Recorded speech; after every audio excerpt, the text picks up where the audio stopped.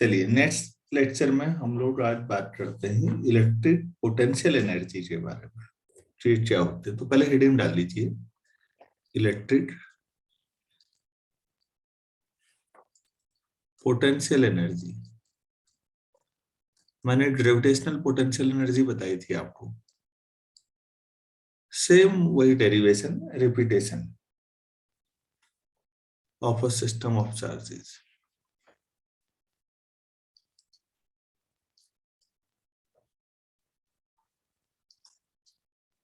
तो ये क्या होता है, इस पे बातचीत करनी है। तो ग्रेविटेशन में भी वही था, इलेक्ट्रिक में भी वही है, मतलब वही क्या। अब वो देखिएगा, आप कहीं पर इलेक्ट्रिक फील्ड बना हुआ है, अब उस इलेक्ट्रिक फील्ड में आप एक से ज्यादा चार्जेस लेके आते हैं। अभी तक तो एक ही चार्ज था, तो मान लेता हूं मैं ये सपोज 2 डायमेंशन पे बात कर लेते हैं, एक्स वाई है, ये ओरिजिन है। आप 2 चार्जेस ले आए, आप एक चार्ज आपने यहाँ पर ले आए आप इंफिनिटी से, दूसरा चार्ज आप यहाँ ले आए। मान लेते हैं सपोज यहाँ पर Q1 चार्ज है, यहाँ पर Q2 चार्ज है, ये आप इंफिनिटी से लेके आए यहाँ तक।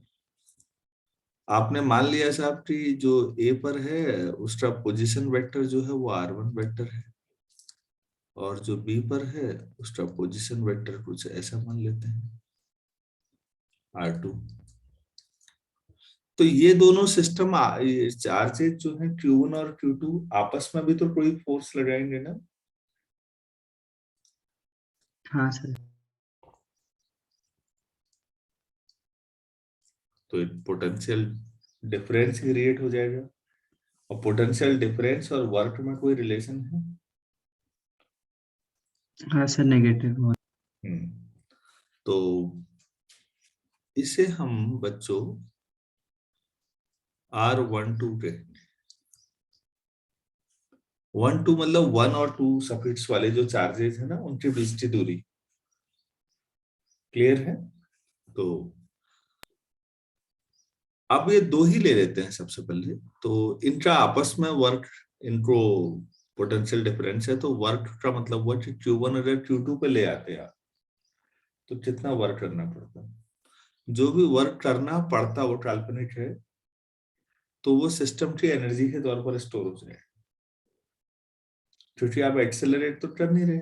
क्या होगा फिर उसका, अगर आपने किसी सिस्टम पे वर्क किया, या तो भैया उसकी स्पीड बढ़ाओ या कोई और एनर्जी बढ़ाओ, थर्मल या कुछ। यहाँ ऐसा कुछ भी नहीं, सेंस नहीं है हमारा।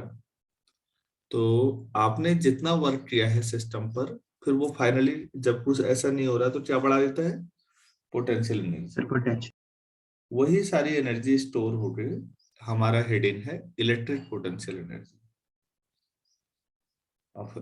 तो कुछ सिस्टम है, पहले 2 लेते हैं, फिर 3, फिर n पे काम करते हैं।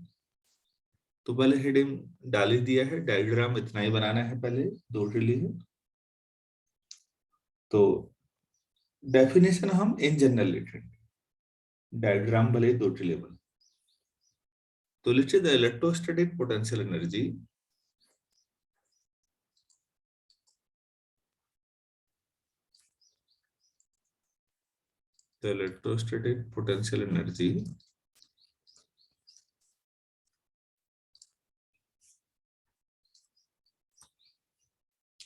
of a system of point charges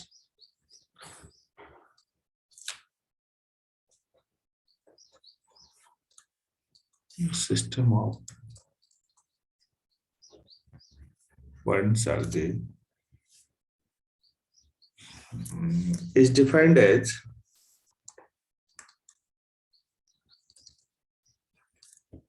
तो कैसे डिफाइन करेंगे, इंफिनिटी से यहां तक लाने में जो वर्क करना पड़ा, ठीक है ना। तो as the work required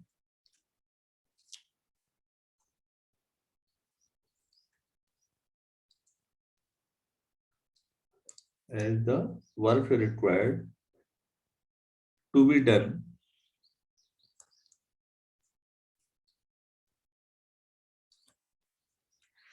to bring the charge to bring these charges कर दीजिए, these charges from infinity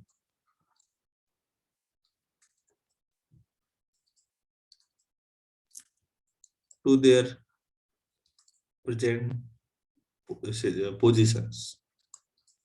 ये ठीक है, present positions अभी जहां पर है वो, जहां जहां पर, तो ये एक पूरा सिस्टम, तो उनको लाने में जो वर्क किया और लाया किस स्पीड से जा रहा होगा,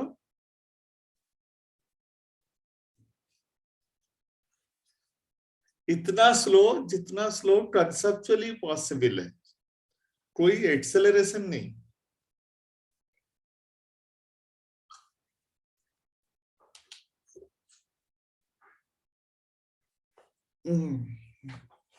तो बड़ी अजीब स्थिति है कि आप चार्जेस तो मूव करवा रहे हैं और उसके बाद कह रहे हैं कि इलेक्ट्रोस्टैटिक्स भी है, तो थोड़ा सा इस बात को सावधानी से समझना है।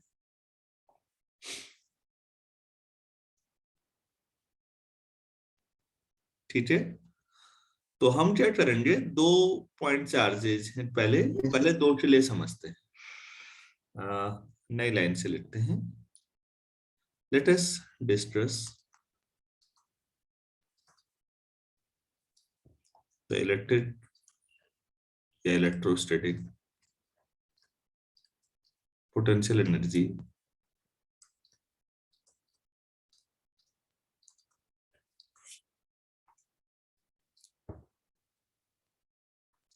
Of a system of 2 charges.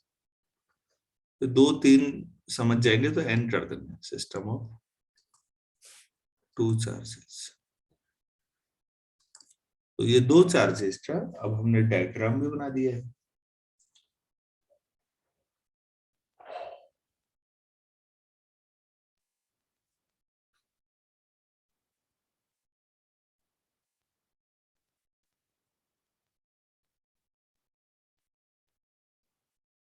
ठीक है, तो अब इस पे हम जो हमने बनाया है इसी के बारे में लिखते हैं, नई लाइन से लिखिए, लेट अस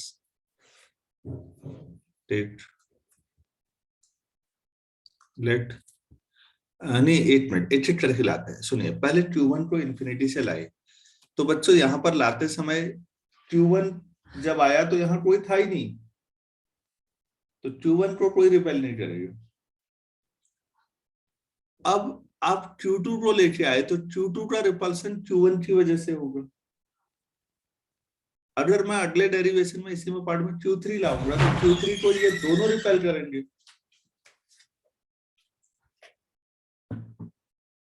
ठीक है, तो होगा क्या, अगर माना सेम टाइप के मैं n चार्जेस लाऊं तो बाद में जो चार्ज आता रहेगा उस पर पहले वाले लगातार सब रिपल्सिव लगाएंगे डिफरेंट डायरेक्शन में। क्या ये बात समझ पा रहे हैं आप लोग? Yes sir. और सबके अपने अपने रिपल्सन होंगे, जिसमें आप किसी एक QI की वजह से रिपल्सन समझ रहे होंगे, तो प्रिंसिपल ऑफ सुपरपोजिशन का मतलब एक एक करके सोचिए, तो बाद वाले के लिए मुश्किल होते जाएगी, तो वर्क डन आपका बढ़ता जाएगा। यही वर्क डन सब जोड़ दो, this is the actual electrostatic potential energy of this system. क्या मैं डेफिनेशन समझा पाया?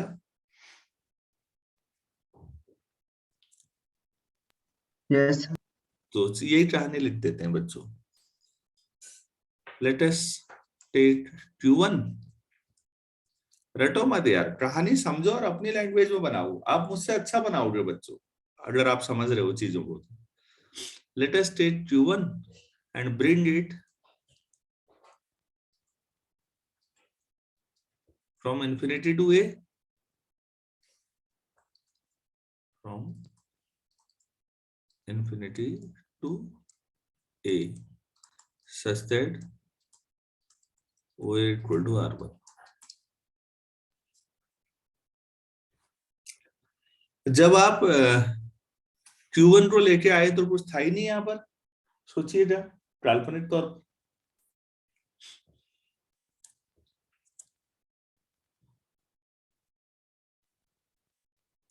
Since there was no charge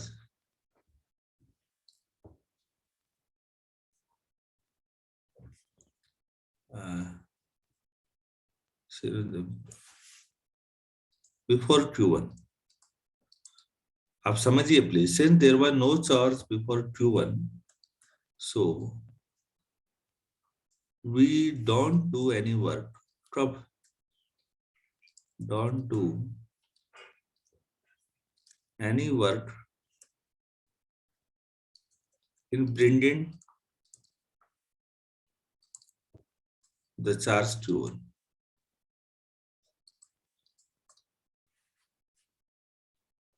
Q1 से पहले वहां कोई चार्ज था ही नहीं, तो Q1 को लाने में हमें कोई काम करना ही नहीं पड़ेगा भाई, ना तो इसको कोई अट्रैक्ट करेगा ना इसको कोई रिपेल करेगा। क्लियर है?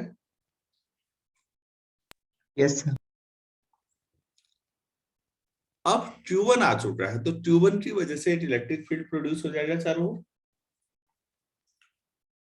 अब मैं गया और Q2 को लेके आया, तो अब Q2 की नई लाइन से लिखते हैं। If we bring Q2 from infinity to point B, कहानी जैसी समझ में आनी चाहिए बच्चों, तो आप इंजॉय भी करेंगे और वो आसान भी हो। From infinity to point B, we have to work against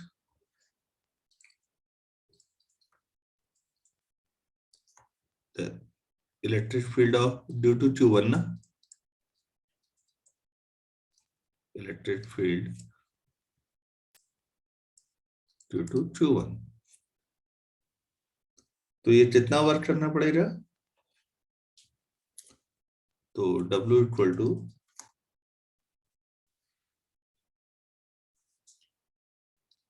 जितना Q1 की वजह से पॉइंट B पर पोटेंशियल होगा, वो पोटेंशियल इंटू Q2 चार्ज ना। मैं ऐसे लिख देता हूं, देखिए electric potential due to charge Q1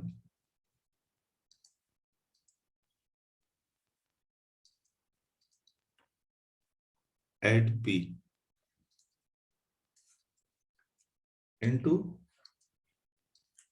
work क्या होता है, फोर्स नहीं, वी पोटेंशियल इनटू चार्ज। तो कितना चार्ज हो, 1/4πε0 Q अपॉन, अरे भाई जितना ए बी दूरी है यही होगा, इंटू Q2। ए बी दूरी को आप मान लीजिए R12,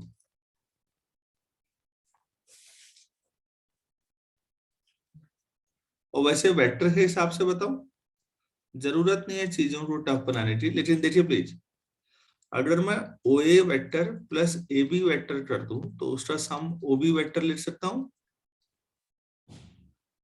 law of addition of vector से, O A plus A B, तो Yes, sir. R1 vector plus A B vector equal to O B हो गया R2 वेक्टर। तो बेसिकली जो ए बी वेक्टर होगा वो क्या होगा, R2 माइनस R1 वेक्टर। तो लेकिन मुझे तो दूरी चाहिए, तो मॉड ले लो भाई, R2 माइनस R1 मॉड।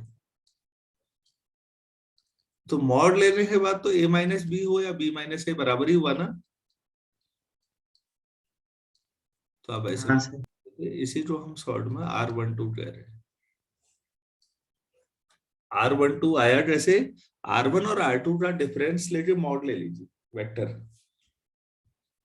आपको समझ में आ जाएगा।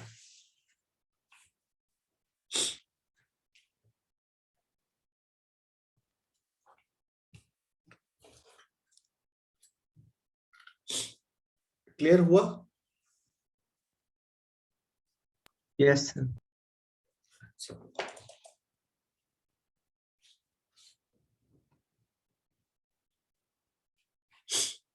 ये खुल गया। तो कितना लिखे हैं? W इक्वल टू 1/4πε0 Q1, ये सॉरी ये Q2 जो Q1 होना चाहिए था, Q1 Q2 अपॉन R12। ठीक है, ये वर्क डन सिस्टम की पोटेंशियल एनर्जी के तौर पर स्टोर हो जाएगा। तो लिख लीजिएगा, this work done will be stored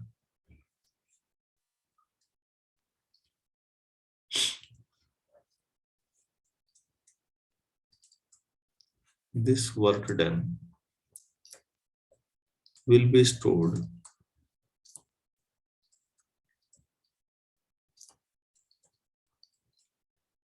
in the form of electrostatic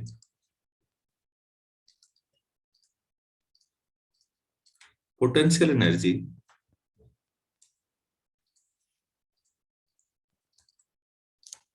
of the system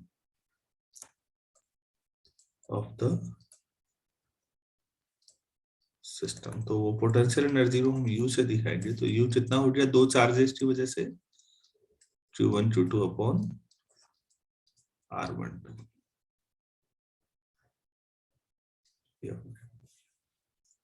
बल्कि हमें ना इसे ट्रेस फर्स्ट कर देना चाहिए था ऊपर। जब शुरुआत में हमने यहां से लिया था ना, मैं ऐसे जहां डायग्राम बनाया था वहीं पर, जहां से दो चार्जेस ले लिए थे हमने ना, तो इसे ट्रेस फर्स्ट कर लीजिए, क्योंकि अब मैं 3 चार्जेस लेके कर रहा हूं।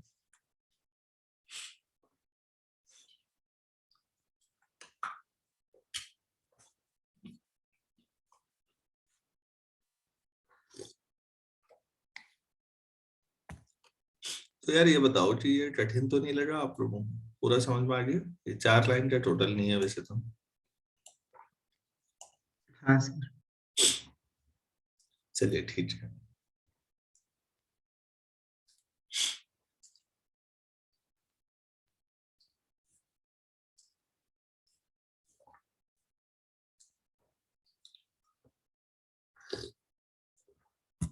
अब हम केस सेटिंग कर लेते हैं।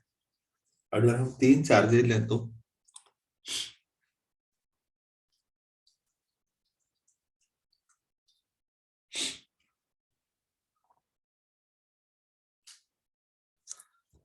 let us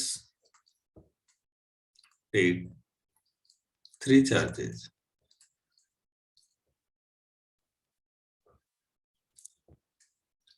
Q1 Q2 Q3 with position vectors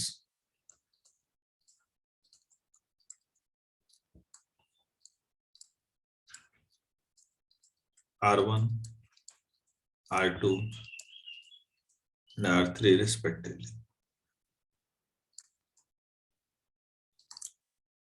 तो हमें निकालना है इस सिस्टम की इलेक्ट्रिक पोटेंशियल एनर्जी।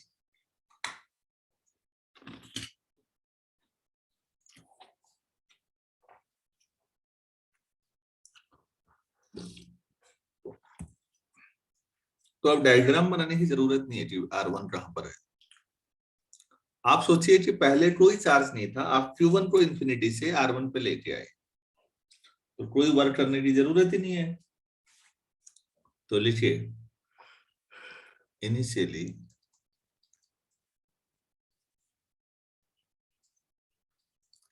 suppose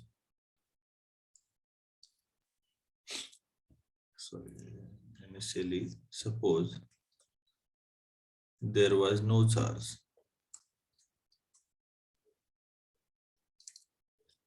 ठीक हो गया। नाउ वी ब्रिंग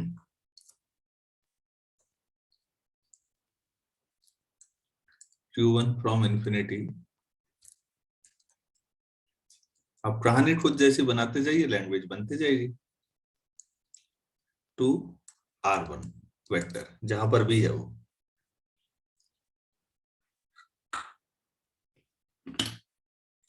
तो अब एक इलेक्ट्रिक फील्ड प्रोड्यूस हो गया। तो नाउ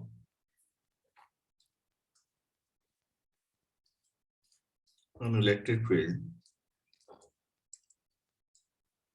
is produced.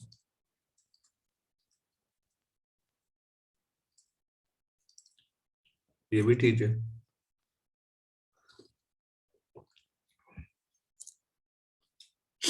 तो चारों ओर इलेक्ट्रिक फील्ड हो गया। Let us bring Q2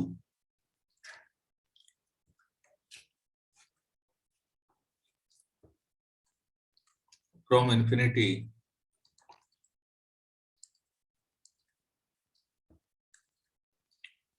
to R2। तो फिर जैसा अभी केस फर्स्ट में बातचीत पूरी की थी वैसा करना पड़ेगा ना। सो I discussed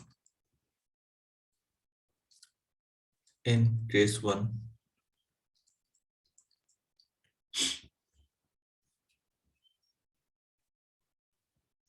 अब उस वर्क को मैं क्योंकि यहाँ ज्यादा वर्क है तो W12 बोल दूं तो वो कितना आया था पिछले वाले में 1/4 pi epsilon not Q1 Q2 upon R12।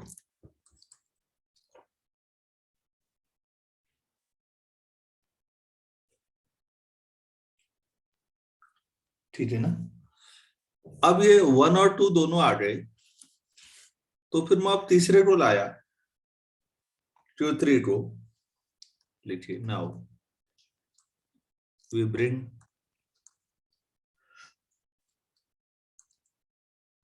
Q3 from infinity to R3। तो बच्चों जिस समय आप Q3 को लाएंगे तो पहले के दोनों चार्जेस रिपेल करेंगे उसको।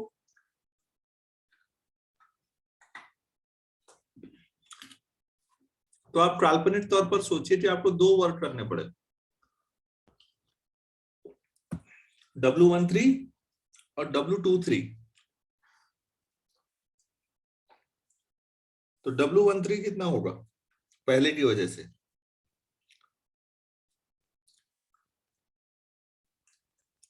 W13 पहले की वजह से कितना काम करना पड़ेगा ऐसे ही सोच लीजिए। तो Q1 Q3 अपॉन R13 ऐसे W23 2 की वजह से upon 4 pi epsilon not Q2 Q3 upon R23 ये हो जाएगा। सो नेट वर्क डन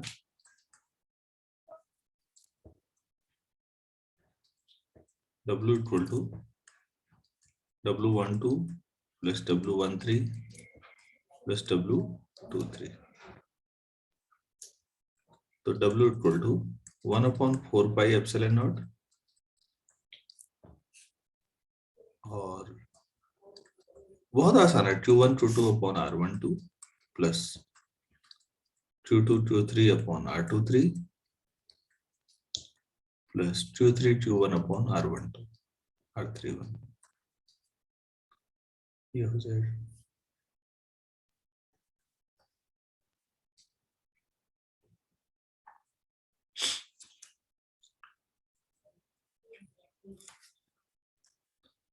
अच्छा बच्चों एक बात बताइए इसको इक्वेशन नंबर कैपिटल ए मान लीजिए।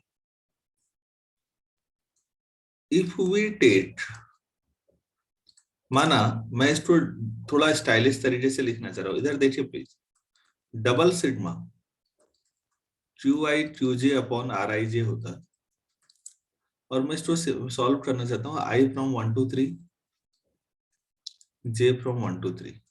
तो देखते हैं क्या आता है। मैं ऐसे लिखना चाह रहा हूँ इसको। तो पहले मुझे ये अंदर वाला सॉल्व करना पड़ेगा तो बाहर वाले को ऐसे रखो I इक्वल टू 1 to 3 तो रखिए अंदर J चीजों रखिए। J चीजों 1 रखेंगे बच्चों क्या मिलेगा Q1 QI Q1 upon RI1। ठीक है QI J चीजों 2 रखिए Q2 upon R I2, QI Q3 upon R I3। जेठी जो 1 2 3 रखा, क्या मैं ये समझा पाया?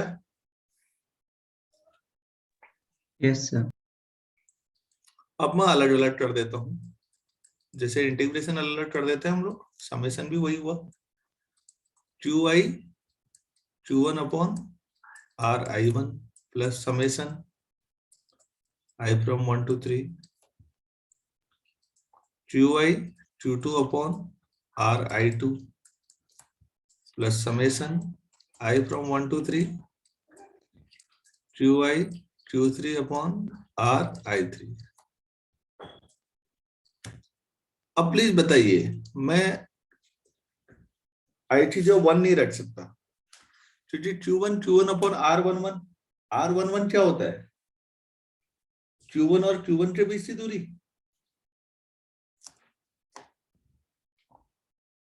भाई समझ में आ रही बात? Yes sir. वो तो 0 होगी ना, और इस फॉर्मूले में नीचे 0 रखने का कोई मतलब नहीं है। तो आई कहां क्या क्या लेंगे?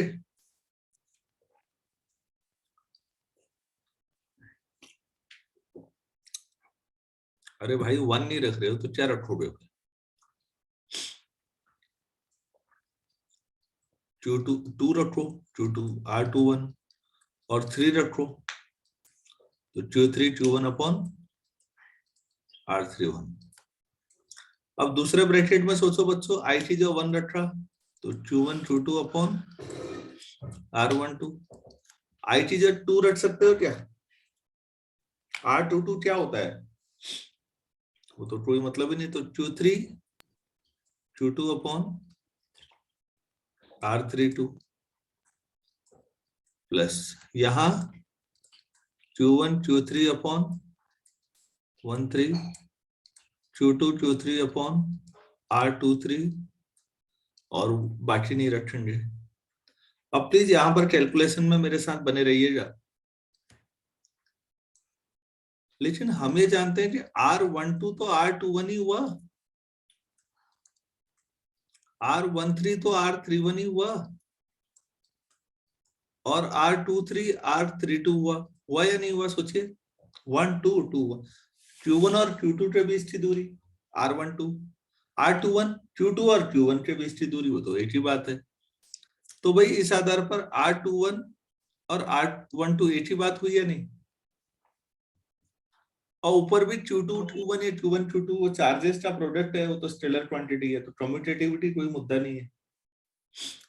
ऐसी R31 और R13 और ऐसी R32 और R23।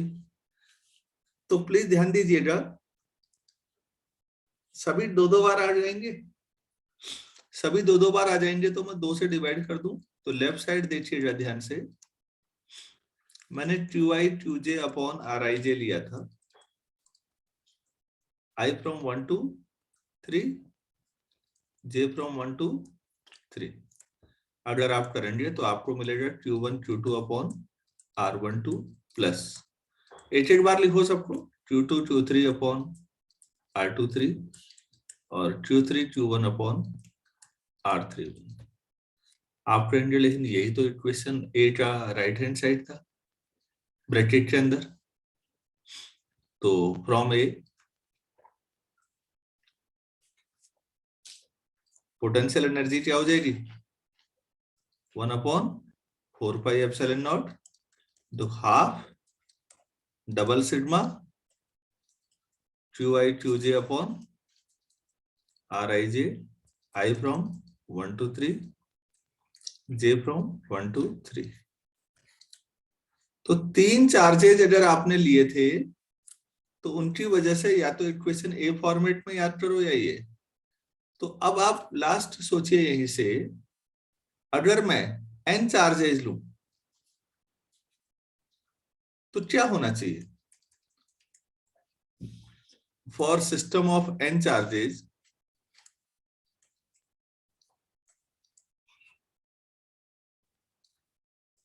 U equal to 1/4 pi epsilon naught half double sigma qi qj upon rij I from 1 to n 1 to n. from 1 to n और साथ में ये लिख दीजिए I is not equal to j, नहीं तो R11 R22 आ जाएंगे ना।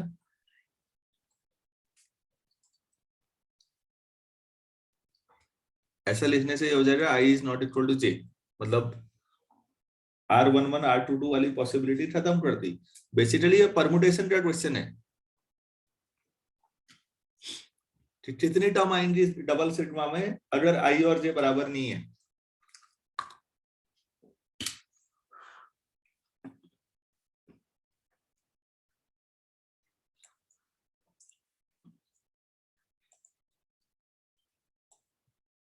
अरे भाई ये सब समझ में आया? हाँ। चलिए अच्छी बात है, नोट भी कर लिया है, देख लीजिए। तो हमने n चार्जेस लिए करने के लिए ही इतना सब किया था कि सेकंड केस को मैंने ज्यादा डिटेल किया ताकि थर्ड डायरेक्टली हो जाए। बच्चों मैं n के लिए समझाता तो नहीं समझ पाएंगे आप, n तो करोड़ों भी हो सकता है ना।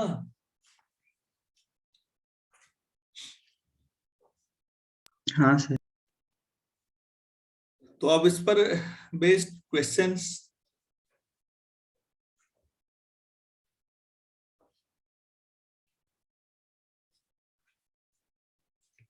तो वो चलो नेक्स्ट उस पे ही हो पाएंगे, अभी इतना ही करें फिर। नोट कर लिया हो तो यस सर। ठीक हो गया। तो हम लोग 548 हो रहे हैं, 555 पे मैथ्स से स्टार्ट करते हैं। चलिए ठीक।